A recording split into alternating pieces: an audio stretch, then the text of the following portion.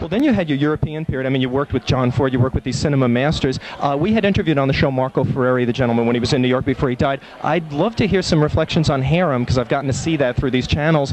Do you have any remembrance of that? Because that's a very metaphorical, allegorical film, as opposed to The Carpetbaggers, which is a very straightforward thing. Was that a different kind of a role to learn? Well, it was so wonderful for me, because when I left California, I was in a lawsuit with my studio, Paramount. They had really taken all my funds. They had locked up all my funds in court cases, and I was just at my wit's end. So I was invited as the guest of honor to the Venice Film Festival. It was so wonderful. The Italians are so open and so loving, and it really brought me back to life after a difficult period. And I met Marco Ferreri there, and he wanted me for a film, which meant that I had the money to stay in Europe. It was heaven. So I have to always love him for that. He was a great director. He really was a great director, but he had peaks and valleys in his career.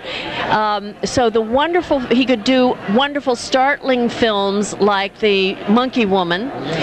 Then he could do The Red Balloon with Mastroianni, and it just didn't go anywhere. And he had this terrific idea to do this film with me called Harem, and it was a woman who couldn't make up her mind between 5 guys, and so she runs off to Yugoslavia to live with all of them.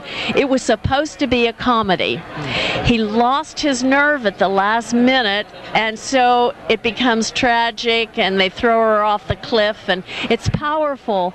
But I was disappointed that he didn't have courage to do it as a comedy, because it really was in those, it would have been wonderful as a comedy, and he cut out all the funny scenes and he put a serious ending on it. No, Mario, not now. I'm tired.